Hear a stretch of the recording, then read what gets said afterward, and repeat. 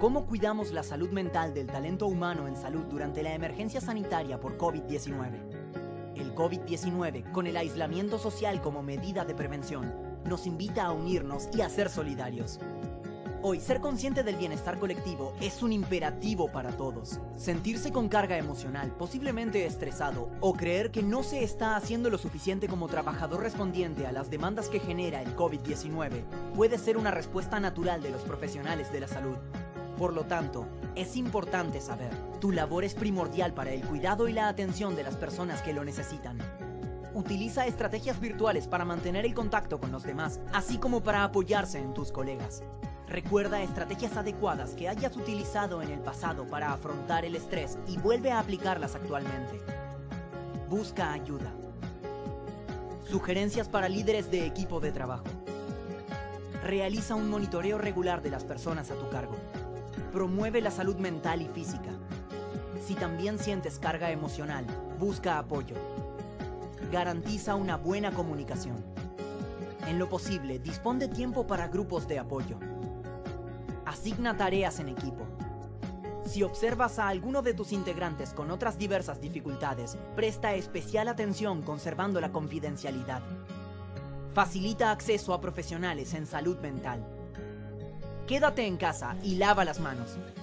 Y recuerda, Positiva te acompaña.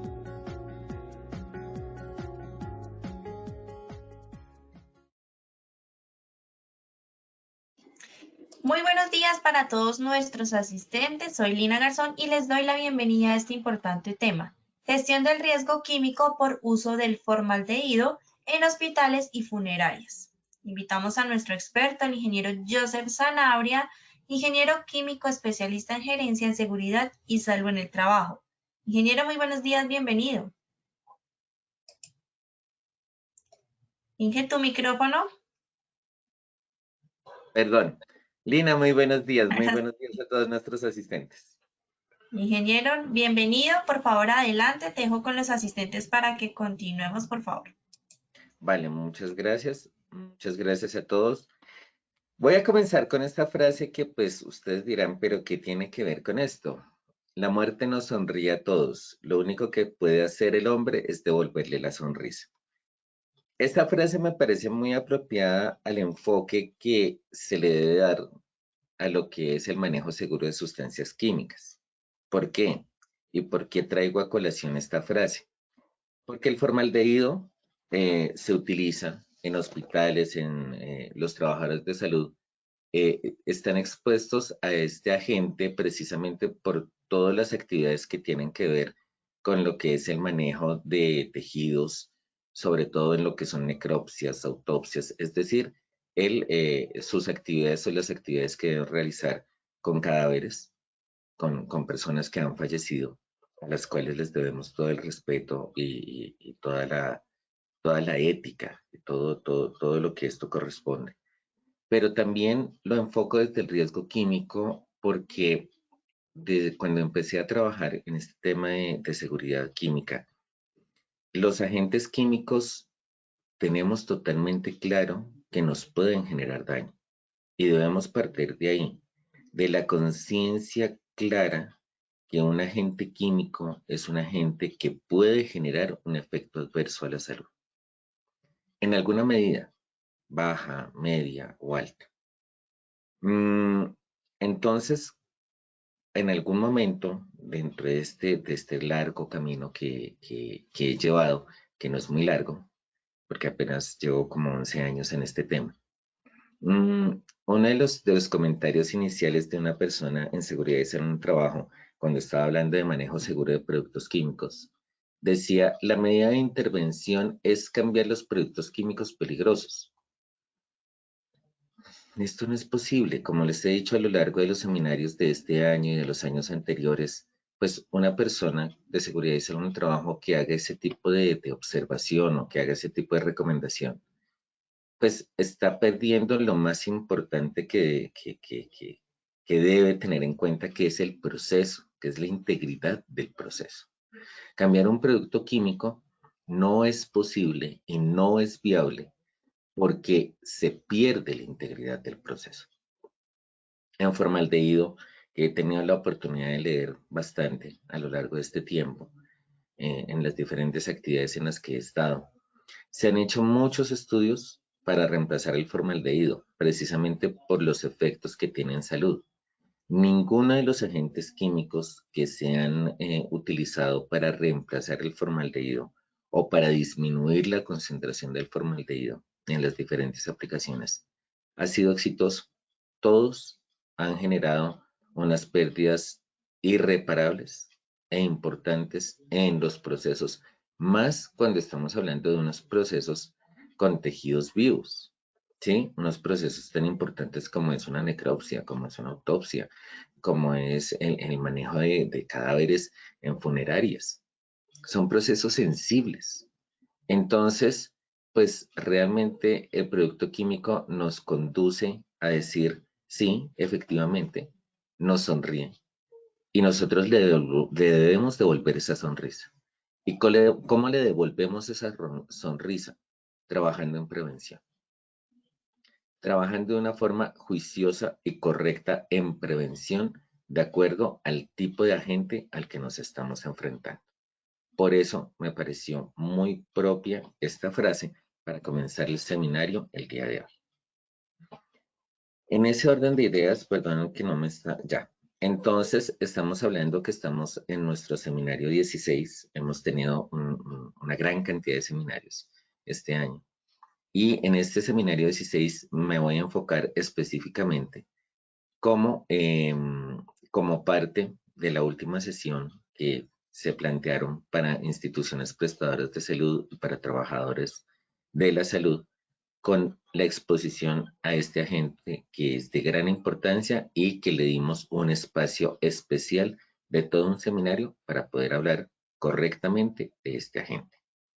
Por ello, en nuestra tabla de contenidos vamos a tener 3 momentos: el uso del formaldehído en sector salud en funerarias, la caracterización del producto desde el conocimiento como tal del producto. Conozcámoslo, ¿sí? No le tengamos miedo, conozcámoslo. A los agentes químicos no se les tiene miedo, se les tiene respeto. Y por eso, en el momento 2, vamos a hablar de la peligrosidad del formaldehído y clasificación, y vamos a hacer una revisión de los documentos de referencia. Y en un momento 3 vamos a hablar muy breve y muy concretamente de la gestión del riesgo para trabajadores expuestos. Objetivo general: definir el nivel de peligrosidad en la exposición a formaldehído en las actividades del sector salud y funerarias, que es donde hay manejo de cadáveres principalmente, los documentos de referencia y la gestión del riesgo correspondiente. También les tengo que contar que el formaldehído no tiene una exposición solamente en trabajadores del sector salud y en funerarias. Tiene usos en muchas aplicaciones de industria, en industria automotriz, que es una de las más importantes, pintura. También tiene usos en industrias de madera, que también es importante precisamente por el riesgo biológico que tiene la madera. Pero nos vamos a centrar específicamente, ¿por qué? Porque de acuerdo a los diferentes documentos de referencia, trabajadores de la salud y funerarias son los que tienen una exposición a una mayor concentración o con una mayor importancia dentro de la exposición de las otras actividades económicas. Por ello, en nuestro objetivo específico 1, vamos a definir las características físicas y químicas del formaldehído y su uso en sector salud y funerarias principalmente, es decir, vamos a mirar la exposición desde el punto de vista de partes por millón, caracterizar la peligrosidad de las sustancias conforme a las fuentes bibliográficas y la exposición en trabajadores de la salud y funerarias, y establecer las medidas de seguimiento a la salud. Aquí no podemos hablar de controles. Sí vamos a hablar de controles, pero también tenemos que hablar de seguimiento, de monitoreo, porque no todo es control. Tenemos que hacer monitoreo y la gestión del riesgo en los trabajadores expuestos. Por lo tanto, vamos a comenzar con 3 preguntas muy sencillas. El seminario tiene un contenido técnico un poquito alto, porque es que cuando uno habla de formaldehído debe ser muy preciso y muy técnico en los comentarios, pero pues vamos a hacer tenemos un sondeo con unas preguntas muy básicas para que ustedes se vayan volviendo, no sé, un poquito amigables a este tema del formaldehído. Lina. Gracias, ingeniero. Claro que sí. Vamos a realizar el sondeo. Muy atentos. Vamos con la primera pregunta. De acuerdo a lo establecido en el decreto 1477-2014, el formaldehído está asociado a enfermedades como A, cáncer ocupacional, B, enfermedades del hígado, C, enfermedades respiratorias o D, enfermedades sistémicas. Seleccionen por favor la respuesta correcta, muy atentos. 10 segunditos para que contesten.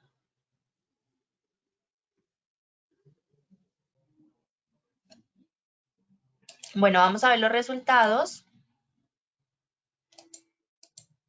35% nos dijo cáncer ocupacional, 4% enfermedades del hígado, 39% enfermedades respiratorias y 22% enfermedades sistémicas. Vamos con la segunda pregunta. El formaldehído en su estado natural a temperatura ambiente es A, un gas incoloro y sin olor, B, un gas incoloro con olor característico, C, un líquido incoloro y sin olor, o D, un líquido incoloro con olor característico. Seleccionen por favor la respuesta correcta.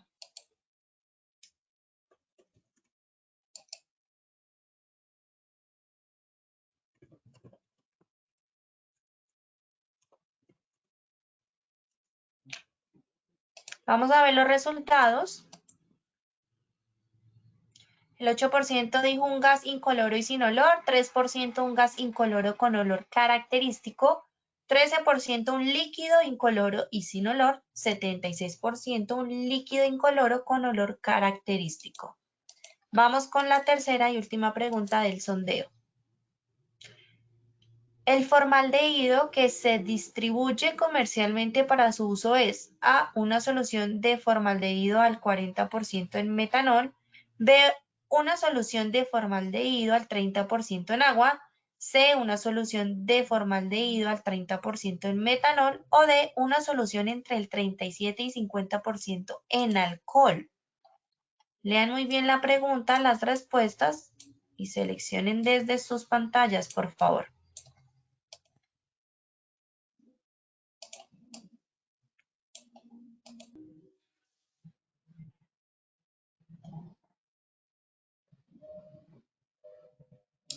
Bueno, vamos a ver los resultados. El 16% dijo una solución de formaldehído al 40% en metanol, 27% una solución de formaldehído al 30% en agua, 22% una solución de formaldehído al 30% en metanol y el 35% una solución entre el 37 y 50% en alcohol. Muchas gracias a quienes participaron. Recuerden que al finalizar tendremos las mismas 3 preguntas, así que muy atentos al tema del día de hoy.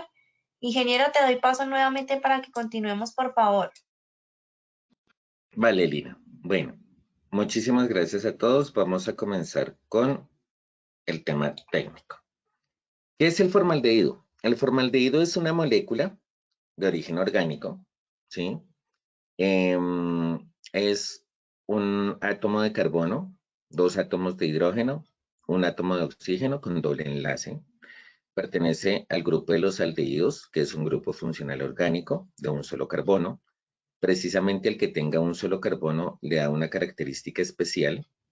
Tiene otros nombres: metanal, aldehído fórmico, porque viene pues precisamente de este compuesto único de carbono.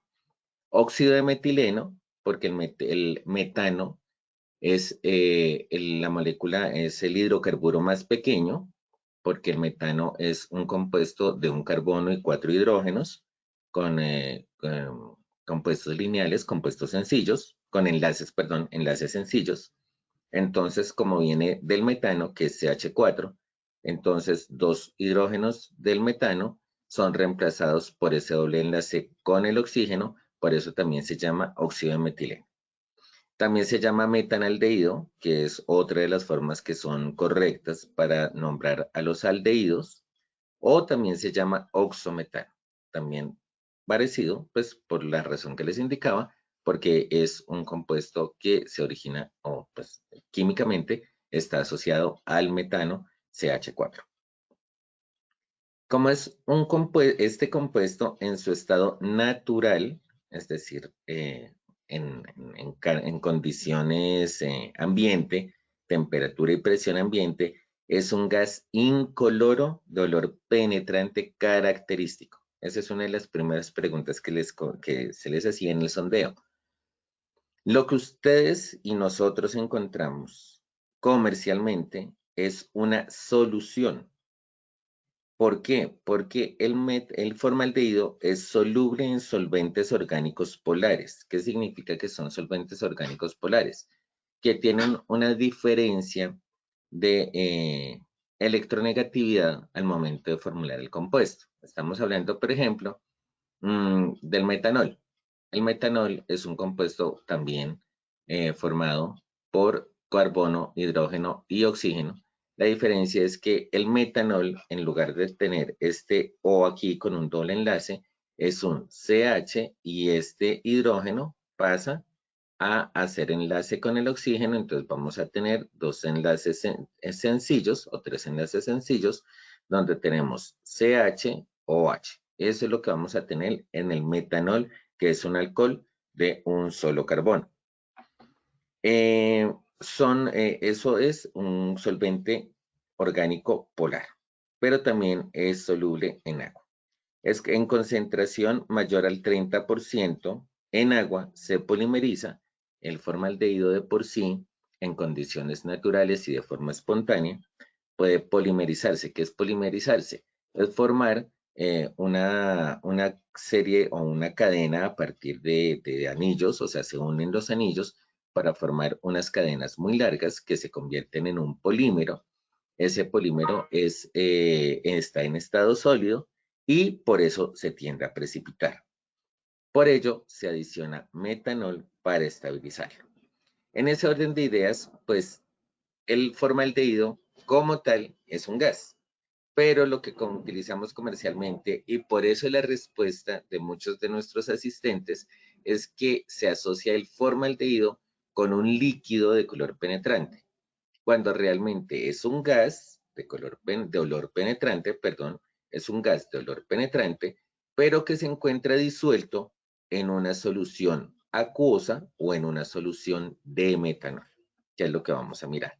Y esto es importante. ¿Por qué es importante? Porque no solamente debemos tener en cuenta la peligrosidad del formaldehído, sino la peligrosidad del solvente en el cual se encuentra el formaldehído. Entonces, vamos a hablar de las propiedades. En cuanto a propiedades, vamos a hablar de peso molecular, que es de 30, punto de ebullición, menos 19,5. Precisamente, ¿por qué? Porque es un gas. Punto de fusión, menos 92 para sustancia pura. Entonces, démonos cuenta que nos dicen, es menos 19,5 para sustancia pura, que es un gas, pero cuando está en una solución 37% formalina, 15% metanol, es decir, hay una solución metanol, agua formaldehído, pues va a tener un punto de ebullición de 97 grados. Pero eso lo tenemos que mirar con detalle. En fusión, grados centígrados, estamos hablando también de menos 92% cuando es una sustancia pura, pero cuando está en mezcla, pues va a cambiar y va a ser menos 15 grados. Presión de vapor 10, 88 de 10 menos 88 grados centígrados, sustancia pura. Y la gravedad específica en relación con agua es 1.067 cuando hablamos de la solución. Gravedad específica de un gas no se tiene. Se habla desde la gravedad específica de la solución. La densidad del vapor con respecto al aire es de 1.075 para la sustancia pura. La solubilidad en agua es 55% a 20 grados centígrados. Entonces, démonos cuenta que la solubilidad en agua es totalmente restringida. Y también, como les decía anteriormente, pues este efecto de polimerización evita, o sea, lo máximo que vamos a encontrar en agua es una concentración del 55%. La vamos a encontrar en solución agua-metanol entre 37 y 50% comercialmente. Cuando hablamos del KOW, estamos hablando del coeficiente de partición N-hectanol, octanol, agua. Esto es muy importante para la toxicología. ¿Por qué? Porque el N-octanol simula el componente lipídico de la biota, es decir, de nuestro organismo, ¿sí? Y esto es importante, ¿por qué? Porque es decir, cuánto se reparte desde el punto de vista en agua, o sea, ¿qué es el coeficiente de partición octanol-agua? Es la sustancia cómo se reparte en una mezcla de dos fases de octanol y agua. Son dos fases porque el octanol no se mezcla con el agua, entonces se van a crear dos fases. Se agrega la sustancia y entonces es decir, cuánto se queda en el octanol y cuánto se queda en el agua. Y entonces, como nos podemos dar cuenta, es 0.65, es decir, tiene una mayor afinidad, como era de esperarse, con el octanol, lo que nos dice que también va a tener una absorción desde el punto de vista del ingreso al organismo de manera importante a través de piel. El KOC, que es una medida de tendencia del compuesto orgánico a ser absorbido o retenido por los suelos, me dice que es de 11.75. Ahí tenemos una constante de la ley de Henry, límites de inflamabilidad, 7%, del 7% es la concentración más baja, 73% a 25 grados centígrados son límites, 7% es el más bajo, 73% es el más alto. Tenemos una temperatura de autoignición y tenemos un punto de inflamación, ¿sí? Es importante tener en cuenta estos aspectos, sobre todo lo que es el punto de inflamación y la temperatura de autoignición y los límites de inflamabilidad, precisamente para evitar accidentes desde el punto de vista de seguridad industrial en el almacenamiento y manipulación de este producto, y desde el punto de vista de toxicidad, pues mirar lo que es el KOW. Sigamos hablando desde el punto de vista de seguridad industrial, la incompatibilidad. La reactividad tiene que ver con el almacenamiento. En soluciones acuosas del 40% de concentración se comporta como un agente reductor poderoso de reacción violenta, es decir, cuando entra en reacción con estos compuestos va a generar una reacción violenta que va a generar que puede generar un daño a la propiedad, es decir, peligros físicos de manera importante. Entonces, tenemos que los compuestos con los que reacciona violentamente son aminas, compuestos azo, ditiocarbamatos, metales alcalinos y alcalinotérreos. Cuando hablamos de metales alcalinos y alcalinotérreos, estamos hablando, por ejemplo, del sodio, estamos hablando del potasio, sí, estamos hablando de estos compuestos, pero no, el sodio puro, o sea, son compuestos, metales alcalinos y alcalinotérreos puros, es decir, los que se encuentran en el grupo 1 y 2A.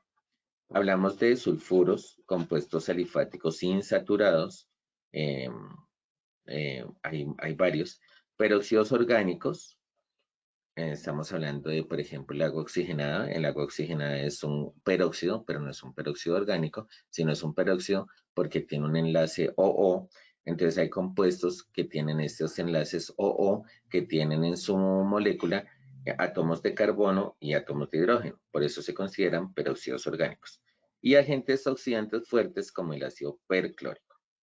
Cuando hablamos de calentamiento, pues como es un gas, si tenemos que se calienta la solución, pues el gas se va a liberar, se va a escapar de esa solución de agua metanol o de esa solución de metanol.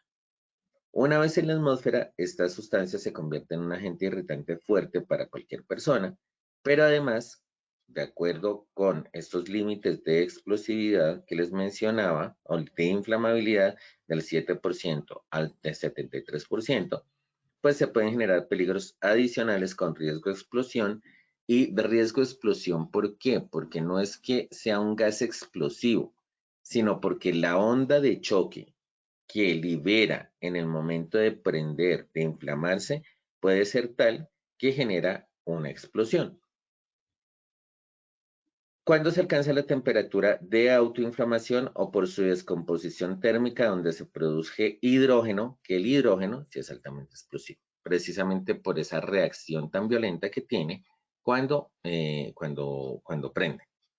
Cuando hablamos de reacción con otros compuestos, pues nos remitimos en reacción con ácido clorhídrico o con otros cloruros orgánicos.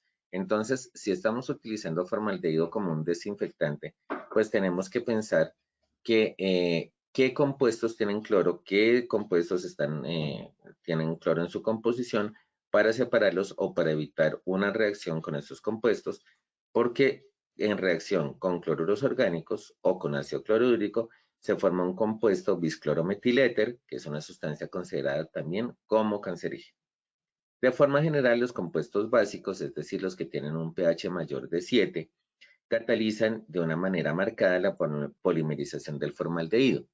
¿Esto qué nos implica? Que cuando está en presencia de compuestos básicos, es decir, que tienen un pH 8 o 9, pues la polimerización, que es esa elaboración de eslabones, por así decirlo, para formar una cadena y solidificarse, pues va a ser mucho mayor. Y al contacto con bases fuertes, estamos hablando de productos como el hidróxido de sodio, que tiene un pH 12, o pH 11, 12, 13, provoca polimerizaciones peligrosas por la cantidad de energía liberada. Es decir, esta polimerización, este agruparse en estas eslabones, pues genera una energía que se libera y por esa cantidad de energía que se libera, pues trae un riesgo de explosión por la onda de choque que pueda generar. Nuevamente, no asociemos explosión con sustancia explosiva.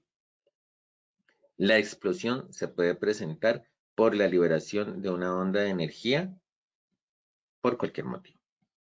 Entonces nos vamos a ir a la etiqueta del producto. Entonces les estoy presentando diferentes etiquetas que encontré. Pues vámonos a algo realmente básico del formaldehído en gas. Estamos hablando solamente del formaldehído en gas. Es cancerígeno y tiene un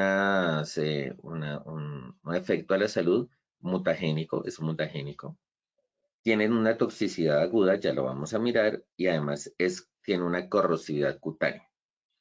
Tiene un CAS, ¿sí? El número CAS, que es 50000, el CAS es como la cédula de la sustancia. Tiene unas frases H, aquí las podemos ver, las mencionan, H350 provoca cáncer, H341 se sospecha que provoca defectos genéticos, tóxico de caso de ingestión, 311, 331, 314 y 317. Tenemos 7 frases de peligro y tenemos unas concentraciones y nos están diciendo que de acuerdo a su concentración, asimismo su categorización en peligros a la salud. Palabra de advertencia, peligro. Aquí tenemos otra etiqueta que encontré también, donde pues nos trae los mismos pictogramas del sistema globalmente armonizado. Démonos cuenta que es peligro a la salud, no tiene peligros físicos. Pero entonces, venga, y entonces, ¿por qué el formaldehído comercialmente tiene peligros físicos? Es lo que vamos a mirar a continuación. Esta es la categorización, lo tomé de la ficha de datos de seguridad del formaldehído al 30%, una solución de formaldehído al 30%, es de Carl Roth, y nos trae la categorización por sistemas. Entonces nos dice, en caso de ingestión oral, tiene una toxicidad aguda categoría 3. En caso de exposición cutánea o de vía ingreso cutánea, tiene una categoría 3, lo mismo que por inhalación. Pero si estamos hablando de irritación cutánea o corrupción, también vamos a tener que es categoría 1B. En lesiones oculares graves o irritación ocular es 1, démonos cuenta que es bastante peligroso en contacto con ojos.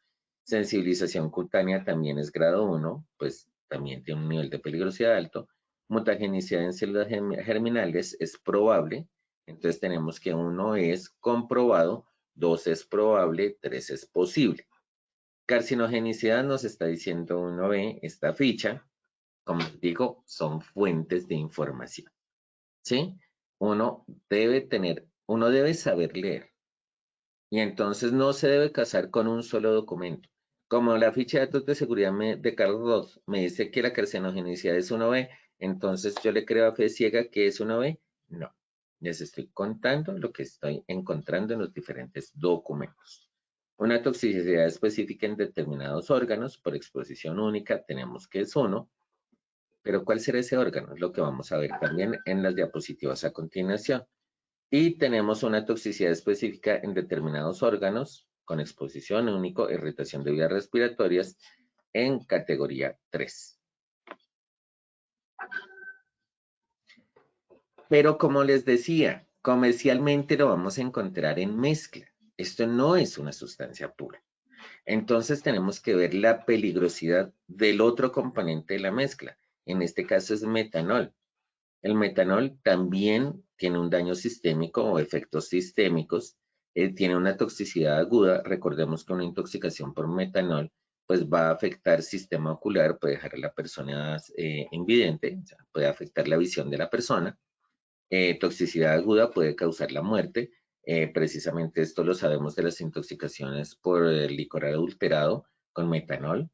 El metanol tiene un efecto a nivel del sistema nervioso central y puede generar la muerte dependiendo del nivel de ingestión.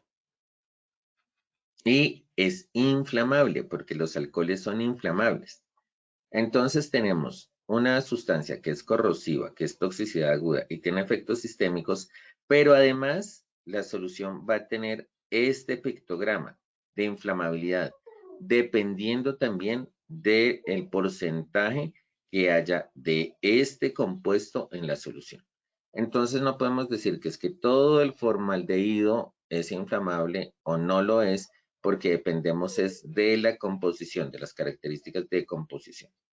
Si es un 15% en agua, pues la inflamabilidad va a ser baja, va a tener una categoría 4, tal vez 5. Entonces no va a tener el pictograma de inflamabilidad. Pero si tiene un metanol en un 20% o en un 30%, dependiendo de lo que nos dice el sistema globalmente armonizado, pues tenemos que identificar el producto como un producto inflamable. Entonces, ¿a dónde los quiero llevar? No es que, digamos que la etiqueta no es la suma de estos pictogramas, no, tenemos que mirarlo y hacer un análisis por composición de los productos para poder definir la peligrosidad de los mismos. Y pues obviamente su etiqueta. Tenemos ahora toxicidad aguda, entonces aquí nos da la toxicidad aguda, también esto es de la ficha de Carl Roth, nos está diciendo los valores y los especímenes que se utilizaron para determinar esos valores, tanto en metanol como en formaldehído. Pero ahora nos vamos a los valores límites permisibles. Entonces les quiero recordar un poquito estos valores límites permisibles que hablamos en otro momento. Cuando hablamos de un TWA, Threshold Weight Average, estamos hablando de una exposición diaria. ¿Qué quiere decir una exposición diaria? Que es lo que vemos aquí como ED, que es una exposición 8 horas, 5 días a la semana. Entonces, cuando estamos hablando de TLB-TWA, estamos hablando que el valor límite permisible es de 0.1 partes por millón. Pero cuando estamos hablando de una corta exposición, que es STIL, que es Short Time Exposure Limit, estamos hablando de, recordemos que es un STIL, estamos hablando que es una exposición 4 veces en la jornada laboral por un tiempo no mayor a 15 minutos o una suma de estos tiempos durante la jornada laboral. Es decir, la exposición no va a ser mayor a 1 hora en la jornada laboral. Y cuando tenemos ese STIL, de acuerdo a CGIH, tenemos 0.3 partes por millón. Esto para la CGIH, y recordemos que la resolución 2400 de 1979 nos dice que nosotros adoptamos los valores de la CGIH como valores límites permisibles en Colombia. Pero tenemos otros datos del Instituto Nacional de Seguridad y Salud en el Trabajo.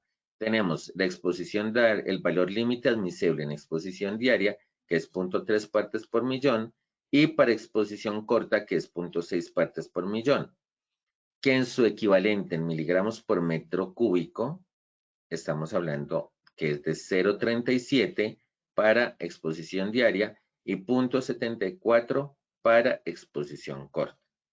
La NIOSH, ¿qué me dice? La NIOSH me dice que el LEL, es decir, el límite más bajo de explosividad, Low Exposure Limit,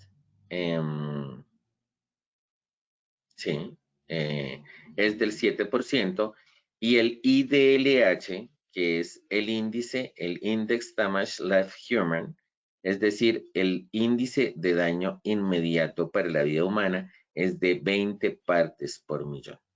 Esto quiere decir que una persona que tenga una exposición a 20 partes por millón en unos tiempos muy cortos va a tener una toxicidad aguda que puede generar la muerte de la persona. Entonces, esta información que les estoy presentando aquí es de la ficha de datos de seguridad de Merck. Merck tiene unos componentes diferentes, una composición diferente, por eso es que la ficha de datos de seguridad la tiene que elaborar el fabricante del producto. Entonces, démonos cuenta que aquí tiene 1, 2, 3, 4, 5, 6, 7, 8 frases de peligro y tiene varias frases de precaución. Nos está diciendo que tiene toxicidad, sistémico y corrosivo. Pero cuando el envase tiene una capacidad menor a 125 mililitros, es decir, recordemos lo que nos dice la resolución 773 del 2021, que cuando el envase está entre 30 mililitros y 3 litros, va a tener una etiqueta de 5 centímetros de alto por 7 centímetros de ancho, pues no vamos a poder meter toda esta información. Entonces vamos a poner la información más relevante, que son esta, 1, 2, 3, 4, 5, 6. 6 indicaciones de peligro. Dirán, ¿y pues, qué tiene que ver 6 o 7? Pues a la hora de cuadrar una etiqueta, que una frase sí me implica un espacio del cual no dispongo, porque tengo que dejarle espacio a las frases P, que son los consejos de prudencia. Entonces, las más importantes son la H330, mortal en caso de inhalación, como les decía, a una concentración de 20 partes por millón para arriba, que es el IDLH. H317 puede provocar una reacción alérgica en la piel, es decir, sensibilización cutánea. H341 se sospecha que provoca defectos genéticos, es decir, mutagénico. 350 puede provocar cáncer. 370 provoca daños en los órganos y 314 provoca quemaduras graves en piel y lesiones oculares graves. Los componentes del formaldehído es 30 a 50% de agua, del 10 al 20% de metanol y el restante en agua. Por eso es que esta sustancia, esta mezcla, no estamos hablando de una sustancia pura, sino de una mezcla, no va a tener el pictograma de inflamabilidad que tiene el metanol, por la concentración de metanol en la solución. Entonces, empecemos a hablar ahora de exposición ocupacional. Ustedes me disculpan, esa tabla está en inglés. Yo sé que pues no todos manejamos el inglés, pero ¿por qué la dejé en su idioma original? Porque esta tabla la estoy referenciando de la monografía 88 de la IARC, que es del 2012, donde nos está confirmando que el formaldehído corresponde o pertenece al grupo 1 de la IARC, que son sustancias comprobadamente cancerígenas. Y entonces nos están diciendo, miren, los laboratorios de histología, si nos vamos aquí en partes por millón, se encuentran alrededor de 0,5 partes por millón. Démonos cuenta, la cantidad es absurda. Y si nos vemos a la desinfección en hospitales, pues vamos a tener para la limpieza de los pisos 0,18 en algunos, pero vamos a tener desinfección de elementos y demás, o de ¿qué? De salas de cirugía o de camas de hospital, bueno, en diferentes elementos, con unas concentraciones mucho mayores, 0,8, 0,4, 0,6. Y si nos vamos y lo contrastamos con los valores límites permisibles, pues la exposición es totalmente peligrosa. Hay una peligrosidad importante en la exposición con respecto a los valores de la CGIH, pero pues también dependiendo de la normatividad y del lugar, pues van a tomar los de la CGIH o de los de Europa, de los valores establecidos en este caso en España.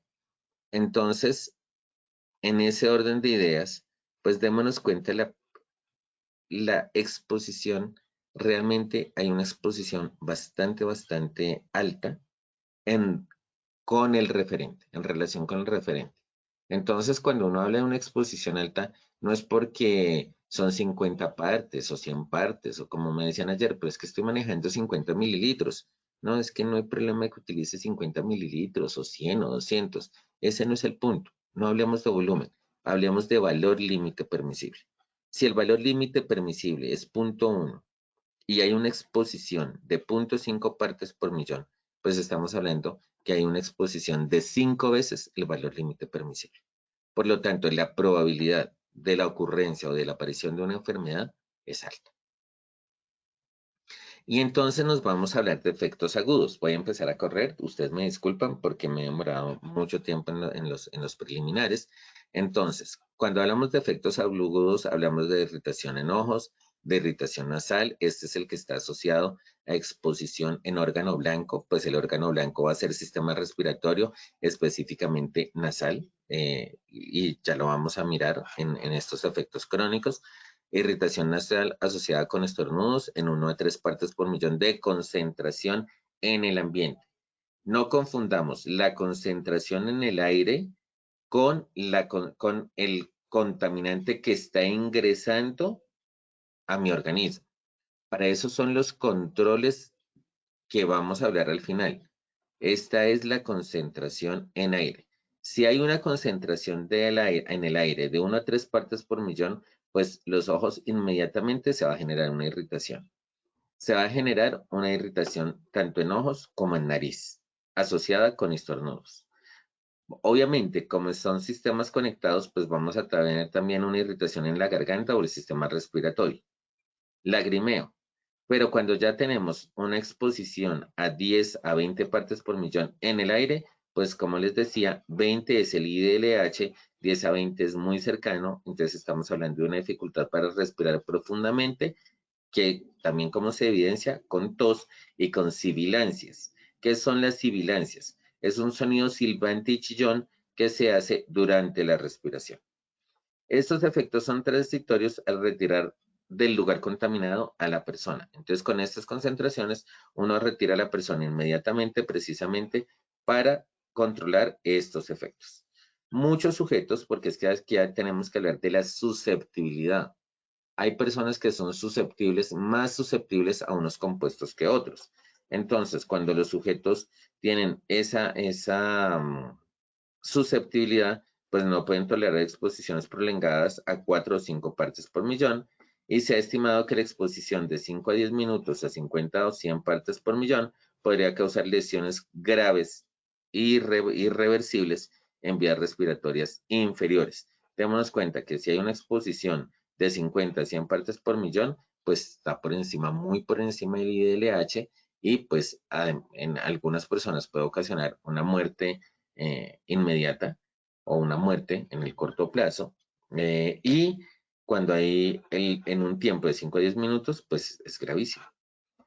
Cuando hablamos de enfermedades generales, estamos hablando de efectos crónicos. Entonces vamos a irnos al decreto 1477 de tabla de enfermedades laborales, que es la normatividad que nos establece o nos define las enfermedades ocupacionales en Colombia actualmente. ¿Dónde encontramos al formaldehído asociado a las enfermedades? En la sección 2, en la parte B, grupo de enfermedades para determinar el diagnóstico médico. Lo vamos a encontrar en el grupo 9, enfermedades del sistema respiratorio, en el grupo 11, enfermedades de la piel y tejido subcutáneo. Cuando hablamos de la clasificación ARC, vamos a encontrar que corresponde al grupo 1, sustancia comprobadamente cancerígena, de acuerdo a la monografía 88. Pero cuando hablamos de cáncer, no podemos hablar de cualquier tipo de cáncer, ¿sí? Es que me dio cáncer. No, venga, ¿qué tipo de cáncer? Porque el cáncer está localizado. Entonces, el formaldehído está asociado específicamente a 3 tipos de cáncer. Cáncer nasofaríngeo, cavidades nasales y sinus paranasales, y leucemia y o linfoma, que es hematopoyético, el sistema hematopoyético, linfoide y tejidos relacionados. Entonces, si lo entramos a mirar, pues claro, el decreto 1477 del 2014 nos identifica estos dos grupos, estos dos sistemas y nos asocia el formaldehído con estos dos sistemas. Pero también dice el decreto 1477 que es lo más representativo, pero que no es lo único. Entonces, si encontramos una leucemia o un linfoma y hay una exposición a formaldehído, aunque no esté en la tabla de enfermedades laborales o el formaldehído no esté asociado a la tabla de enfermedades laborales, pues tenemos que hacerle caso a la IARC, que es el ente máximo desde el punto de vista de investigación de cáncer. Es documento de referencia técnico. Y nos está diciendo leucemia. No, pero es que no está en tabla de enfermedades. Pues, lo siento, pero está en la IARC, que es nuestro referencia para cáncer. Y en ese orden de ideas, pues sigamos haciendo ese contraste de la información que tenemos actualmente. En el decreto 1477 nos da los siguientes diagnósticos relacionados: bronquitis química aguda, edema químico, inflamación de vías respiratorias altas, otras afecciones respiratorias agudas o subagudas, afecciones respiratorias crónicas y dermatitis alérgica de contacto. O sea, nos está diciendo sistema respiratorio, sistema piel, ¿sí? Nos está dando. Pero resulta que en el CIBECAO, que es el Sistema de Vigilancia de Cáncer Ocupacional, que también es del año 2014, nos dice el grupo, la clasificación del formaldehído es grupo 1 y ARC. Pero dice que en TLB, donde nos habla del TLB y nos habla de las unidades, dice no aplica. No, pues el reporte está incorrecto. O sea, revisemos la información de manera articulada e integral. El CIBECAO nos está diciendo es grupo 1, pero pues el TLB no me sale. Pues vámonos a la CGIH y en la CGIH sí vamos a encontrar que es 0,1 para una exposición de área, es decir, un TWA, y un 0,3 para un TLB-STOP. Dermatitis de contacto irritativa, dermatitis de contacto alérgica, L24.2, L24.5, L23.5, eventos centinelas registrados. Es decir, ya hay eventos que se reportan desde el punto de vista ocupacional asociados a formaldehído. Es decir, ya hay una calificación de enfermedad laboral por estos eventos. Y también nos relaciona la clasificación por tipo de cáncer que veíamos en la IARC, en esta monografía 88, para las enfermedades relacionadas con formaldehído. ¿Esto por qué se los estoy presentando? Porque es importante que tengamos en cuenta que los documentos de referencia no tienen toda la información. Entonces, uno tiene que irse a diferentes fuentes para poder establecer la exposición desde el punto de vista de la higiene con los TLB, hacer las mediciones correspondientes de acuerdo a las técnicas de la NIOSH y también hacer un proceso de seguimiento médico de acuerdo a lo que nos da el decreto 1477, pero en este caso también el CIBECAO, pero también lo que es la monografía 88 de la IARC, pues que es el que nos está referenciando que la clasificación del formaldehído como grupo. ¿Y en dónde encontramos? Pues por actividad económica y por cargos en pantología, conservación de tejidos y por el manejo de residuos anatomopatológicos. Esto es, la verdad, un punto muy sensible en lo que son hospitales y escuelas de medicina. Porque precisamente por su misma actividad, como su misma actividad misional, por así decirlo no, por su actividad misional, pues va a tener residuos anatomopatológicos conservados. ¿Cómo los va a conservar? En formaldehído. Entonces tienen unas canecas grandísimas que llega el momento en que se acumulan y se acumulan y se acumulan y pues lo que está generando es una contaminación, está teniendo una mayor exposición ¿a quiénes? A patólogos, a histotecnólogos, que son los que preparan las placas para que los patólogos hagan la lectura, a los residentes de patología, a los estudiantes de medicina, a trabajadores de la salud y también es importante referenciar a los médicos veterinarios. ¿Por qué los médicos veterinarios si ellos no son de salud? Bueno, pero es que son de salud animal y ellos también manejan tejidos vivos y conservación de tejidos vivos. Entonces, en ese proceso de conservación de tejidos vivos, es importante que también tengan unos protocolos de prevención de accidente y de enfermedad laboral asociada al manejo de este producto químico. Hospitales, como le veíamos en la diapositiva donde relacionaban actividades, son actividades de desinfección por lugares, que el anfiteatro, o que la sala de cirugía, o que la camilla, o que el elemento, etc. Y en funerarias, lo que es la preparación de la solución madre, entonces que usualmente hay unas personas haciendo esa preparación y hay otras personas haciendo la preparación específica de cadáveres, porque cuando llega el cuerpo a la funeraria para la preparación para pues, la velación y sus honras fúnebres, entonces hay un proceso de preparación que es una limpieza como tal y demás, entonces ahí ya hay un lavado, por así, del cuerpo. Y pues en esto es con solución de formaldehído. Claro, no va a tener el formaldehído al 37%, al 30%, es una solución pues que va a tener una concentración diferente y por eso mismo pues va a tener una peligrosidad diferente. Y finalmente vamos a terminar con las medidas de control. Me voy a demorar un poquito, voy a tratar de que no sea muy largo, pues en aras del tiempo. Pero cuando hablamos de controles de ingeniería, necesariamente necesitamos sistemas de inyección, extracción. Extraer el aire contaminado con el formaldehído, no solamente por temas de salud, sino también por temas de peligrosidad. Como les decía, hay un límite bajo explosividad del 7%.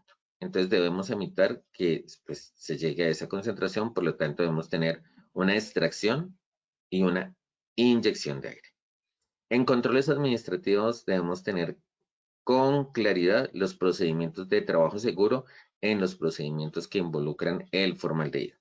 Ventilación, lugares ventilados, sus elementos de protección personal, lectura de fichas de datos de seguridad, protocolos de emergencia química, etc.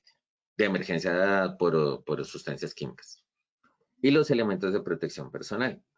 Full face, es decir, cara completa, como ustedes vieron en los peligros. El formaldehído es altamente peligroso en contacto ocular y en contacto dérmico, más ocular que dérmico. Entonces, pues necesariamente debemos tener una full face o una cara completa para las personas que están manipulando el formaldehído.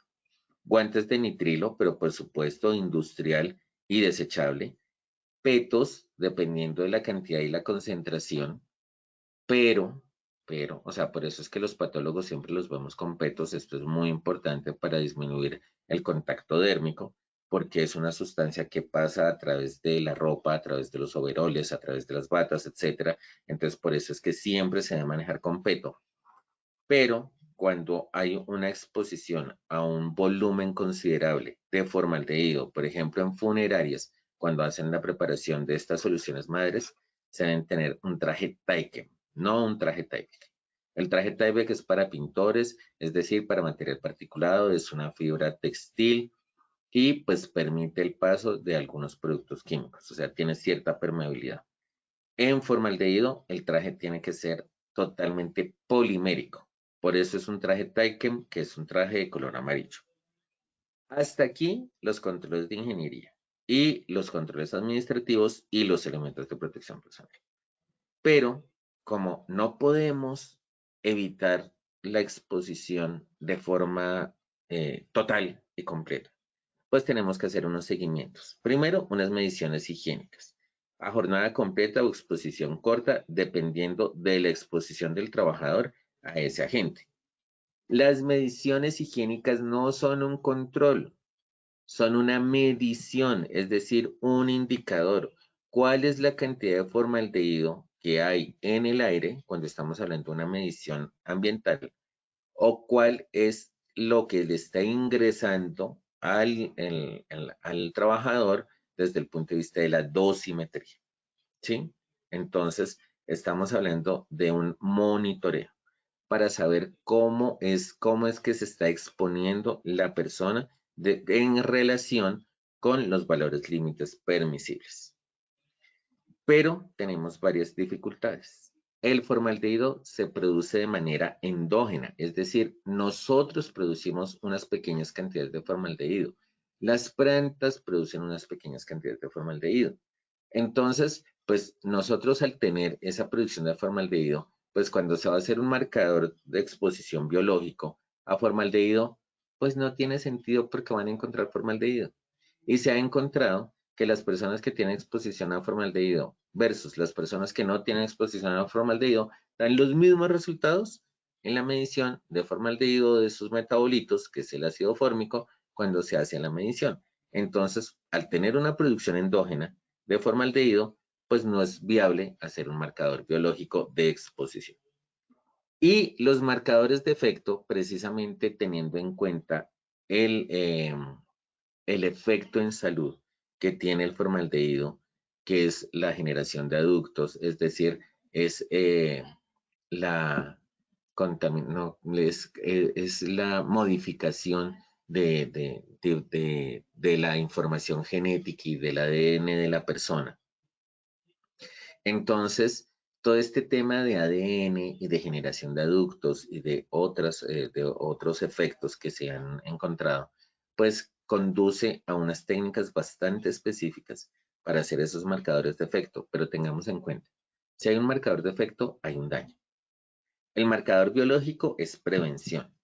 El marcador de efecto ya hay un daño, hay un control y hay una restricción. ¿Sí? Entonces, cuando uno puede aplicar marcadores biológicos, es decir, sí, la persona se está exponiendo. Pero cuando hay un marcador de efecto, es decir, sí, la persona ya tiene un daño. Y eso es lo que tenemos que revisar. Muchísimas gracias a todos por su tiempo, por su atención. Espero que les haya sido útil la información que les he aportado. Sí, es un tema que podríamos demorarnos un poco más, pero realmente en aras del tiempo, pues espero que esta información sea suficiente para conducirlos a que lean y a que consulten más sobre el tema, teniendo en cuenta que la investigación en Colombia es muy baja en estos temas de higiene ocupacional. Muchísimas gracias a todos. Lina.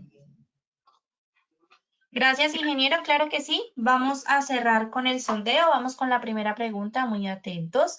De acuerdo a lo establecido en el decreto 1477 de 2014, el formaldehído está asociado a enfermedades como A, cáncer ocupacional, B, enfermedades del hígado, C, enfermedades respiratorias o D, enfermedades sistémicas. Seleccione la respuesta correcta, por favor.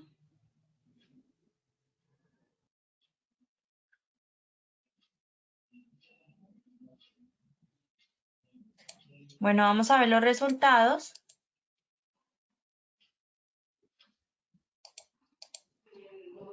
El 36% dijo cáncer ocupacional, 2% enfermedades del hígado, 45% enfermedades respiratorias y 17% enfermedades sistémicas, ingeniero.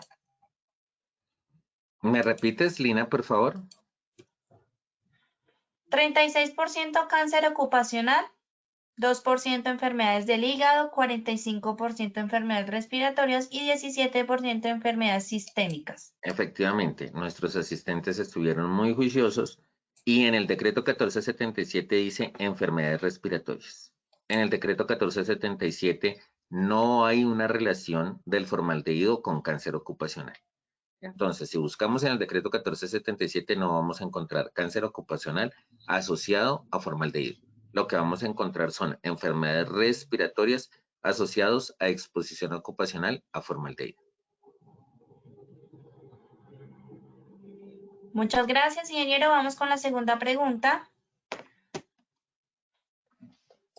Bueno, la segunda pregunta dice, el formaldehído en su estado natural a temperatura ambiente es A, un gas incoloro y sin olor, B, un gas incoloro con olor característico, C, un líquido incoloro y sin olor o D, un líquido incoloro con olor característico. Seleccione la respuesta correcta, por favor, desde sus pantallas.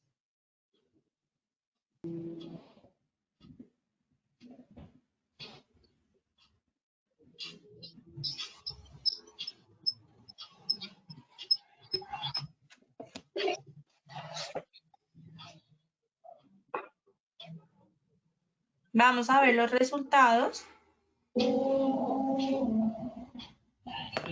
Uy, Muy bien, los resultados en pantalla también. El 11% dijo un gas incoloro y sin olor, 56% un gas incoloro con olor característico, 5% un líquido incoloro y sin olor y 28% un líquido incoloro con olor característico, ingeniero. ¿Me recuerdas la de la B, qué porcentaje fue, Lina? 56%, ingeniero. Efectivamente, nuestros asistentes estuvieron muy juiciosos. Es la B, es un gas incoloro con olor característico, por eso la pregunta es en su estado natural a temperatura ambiente. Lo vamos a encontrar comercialmente como un líquido incoloro, como un líquido incoloro con olor característico, pero es porque se encuentra en solución con metanol y agua. Pero en su estado natural es un gas incoloro con olor característico, que la respuesta es la B. Gracias y vamos con la tercera y última pregunta. El formaldehído que se distribuye comercialmente para su uso es A, una solución de formaldehído al 40% en metanol, B, una solución de formaldehído al 30% en agua, C, una solución de formaldehído al 30% en metanol o D, una solución entre el 37 y 50% en alcohol.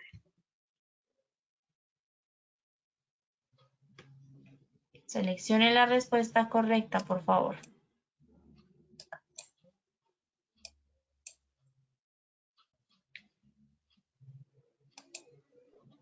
Vamos a ver los resultados.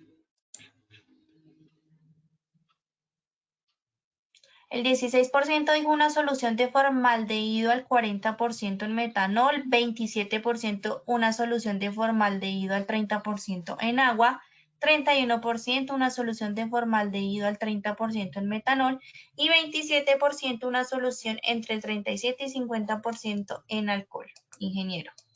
Los vamos a encontrar en diferentes porcentajes, pero la respuesta correcta es una solución de formaldehído al 30% en metanol, porque usualmente no vamos a encontrar en muy pocas ocasiones, o sea, no vamos a encontrar, no en pocas ocasiones, no vamos a encontrar formaldehído disuelto solamente en agua. Lo vamos a encontrar en una mezcla metanol-agua o 30% en una mezcla en metanol. Ya hablar de formaldehído 40% en metanol, pues sale muy costoso por el costo del metanol. Pues realmente pues lo que se busca es un producto, y el formaldehído no se ha reemplazado precisamente es por eso, por el costo, porque es un producto que tiene una alta efectividad a un bajo costo.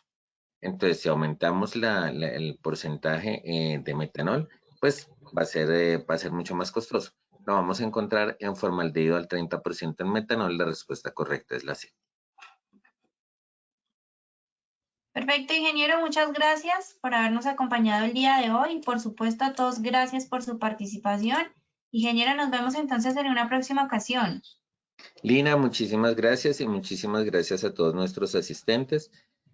Y nos vemos en una próxima ocasión. Recuerden que los recursos van a estar en los recursos que ustedes encuentran en esta diapositiva.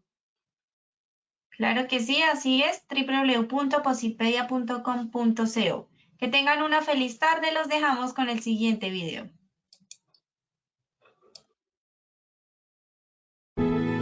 Positiva Educa.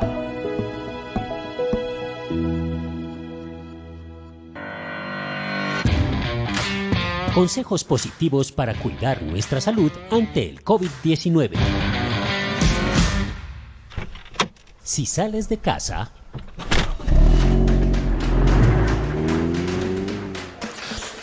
la lista: arroz, azúcar, granos. A ver, aquí está. ¿Cuánto es? Ok. 10, 20, 30, 40. Tome. Muchas gracias.